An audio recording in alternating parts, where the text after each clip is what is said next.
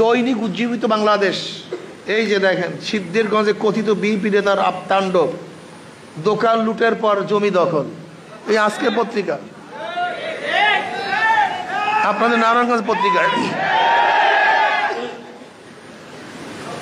এই কারণে রক্ত দিয়েছিলাম, এই কারণে মানুষ শহীদ হয়েছিল, এই কারণে আবু সাইদ মুগ্ধ জীবন দিয়েছিল, এই কারণে হাজারো আমাদের যুবক সন্তানেরা বিকলাঙ্গ হয়েছিল, অন্তক্ত স্বীকার করেছে, হাত নাই পাও নাই, এই লুট এবং জমি দখল করার জন্য।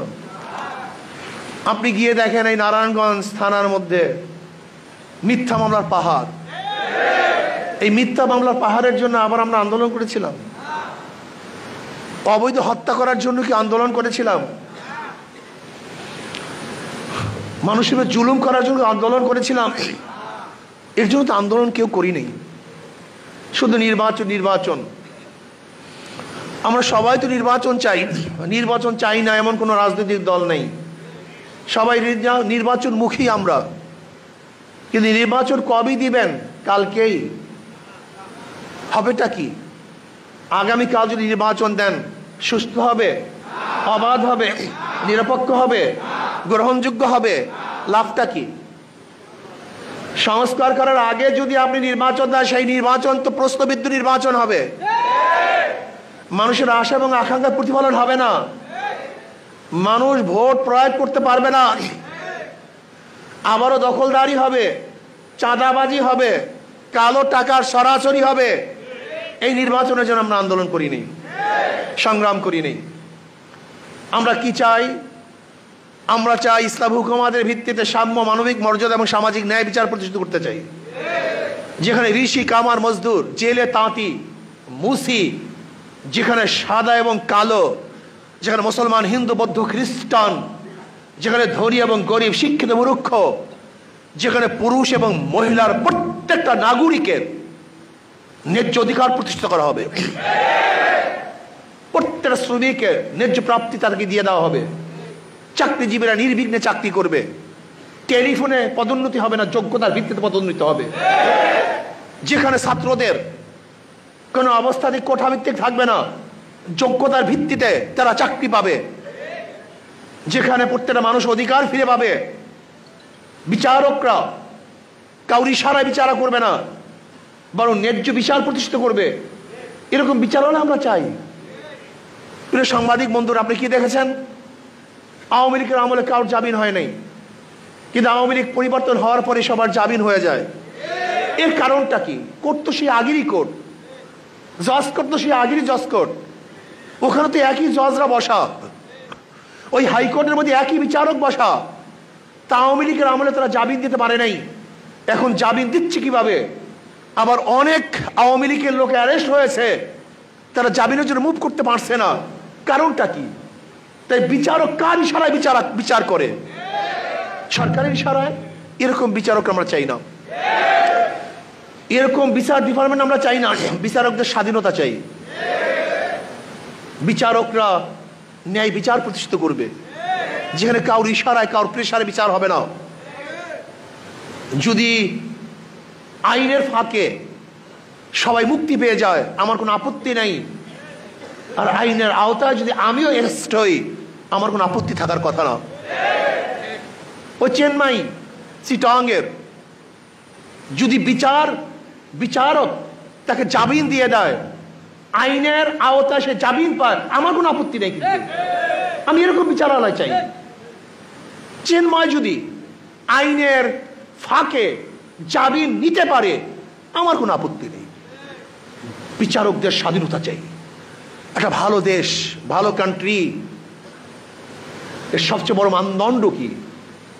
সবচেয়ে বড় মানদণ্ড রাস্তা না, ঘাট না, খাদ্য না, সবচেয়ে বড় মানদণ্ড হলো বিচার বিভাগের স্বাধীনতা। একটা ভালো রাষ্ট্রের মানদণ্ড হলো বিচারালয়ের স্বাধীনতা। আমি চাই বিচারকরা স্বাধীনভাবে বিচার করবে, আমি চাই আমার ব্যবসায়ীরাও স্বাধীনভাবে ব্যবসা করবে, আমি চাই আমার শ্রমিকরা স্বাধীনভাবে শ্রম দিবে এবং মালিকরা ন্যায্য প্রাপ্তি তাদেরকে যথাযথ টাইমে প্রদান করবে। কেন আন্দোলন করতে হবে, সংগ্রাম করতে হবে আমার টাকার জন্য? নবী আলাইহিস সালাতু ওয়াস সালাম বলেছেন, শ্রমিকদের ঘাম শুকাবার আগে তার প্রাপ্তি দিয়ে দাও। আমি সেই জিন্দেগি দেখতে চাই, সেই সময় দেখতে চাই যখন শ্রমিকরা তাদের অধিকারের জন্য আন্দোলন করার প্রয়োজন হবে না, বরং মালিকরা নিজেদের থেকেই তাদের অধিকারকে তাদেরকে দিয়ে দিবে। সেই দিন আমি দেখতে চাই। আমি চাই আমার একটা মা বোন যেন ধর্ষিতা না হয়, আমার একটা মা বোন যেন ইফতিজিংয়ের শিকার না হয়, বাংলাদেশের মধ্যে আমার একজন মা বোনও যেন না খেয়ে না থাকে, বাংলাদেশের মধ্যে আমার কোনো মা বোন যেন অত্যাচারিত না হয়, মিসকিন এতিম সমস্ত ব্যক্তিদের জন্য পেট ভরা থাকে, অন্ন বস্ত্র বাসস্থান শিক্ষা এবং চিকিৎসার গ্রান্টি আমি চাই। আমি কি চাই? আমি চাই এদেশের প্রত্যেকটা মুসলমান ধর্ম পালন করবে, হিন্দু বৌদ্ধ খ্রিস্টান নির্বিঘ্নে তারা তাদের ধর্ম পালন করবে, কেউ বাধা দিবে না। আমি কি চাই? আমি চাই এদেশের প্রত্যেকটা মানুষ যেন সুখে শান্তিতে বসবাস করতে পারে, সেরকম একটা দেশ আমরা চাই। আমি কি চাই? আমাদের দেশের উপরে কোনো বিদেশি শক্তি যেন আঙ্গুল তুলতে না পারে, চক্ষু তুলতে না পারে। যদি কেউ তুলতে চায় সম্মিলিতভাবে ঐক্যবদ্ধভাবে প্রতিহত করবে ইনশাআল্লাহ। আমরা ঐক্যতা চাই, জাতির ঐক্যতা চাই। যেরকম জাতি ঐক্য হওয়ার কারণেই ফ্যাসিস্টের বিরুদ্ধে আন্দোলন করে সাকসেস হয়েছিলাম, আজকেও যদি দেশের কল্যাণে আমরা ঐক্য থাকি তাহলে ইনশাআল্লাহ দেশকে কেউ ধ্বংস করতে পারবে না। আমি অন্তর্বর্তী সরকারকে বলবো, ভ্যাট ট্যাক্স বাড়াবার চেষ্টাও করবেন না, এই কাজ করতে গেলেন না, এটা আপনার জন্য ঠিক না। আপনারা কমাবেন, আপনি বাড়ান কেন? কমাবার কিন্তু পলিসি সেটা অ্যাডাপ্ট করেন, বাড়াবার পলিসি কেন? এটা করবেন না, ভুল করবেন। আপনি কিভাবে টাকা সংগ্রহ করবেন? চুরি বন্ধ করে দেন, ঘুষ বন্ধ করে দেন, সিন্ডিকেট বন্ধ করে দেন। যদি ব্যবসায়ীদের সিন্ডিকেট বন্ধ করতে পারেন, দ্রব্যমূল্যের দাম এমনিতেই কমে যাবে। চুরি বন্ধ করতে পারেন, তাহলে ইনশাল্লাহ আমাদের রেমেডিস এমনি বাড়তে থাকবে। আপনি বিদেশে যারা আছে আমাদের রেমেডিস যোদ্ধা, তাদের উৎসাহিত করেন বেশি বেশি টাকা প্রেরণ করার জন্য, ইনশাল্লাহ আমাদের অর্থনীতি চাঙ্গাও হয়ে যাবে। আপনি কি করবেন? শক্ত হাতে দেশকে পরিচালনা করবেন। এর জন্য সরকার কি বলা হয়? শাসক বলা হয়। কি বলা হয়? আপনি শাসন করবেন না, খালি আদর করবেন, আপনি সরকার চালাতে পারবেন না। মনে রাখতে হবে আপনার নরম হতে হবে, আপনার গরম হতে হবে। আপনি শুধু নরম হবেন, মজার মজার কথা বলবেন, এনজিও কায়দায় কথা বললে দেশ চলবে না। শাসকের কায়দায় কথা বলতে হবে, নরম গরম থাকতে হবে।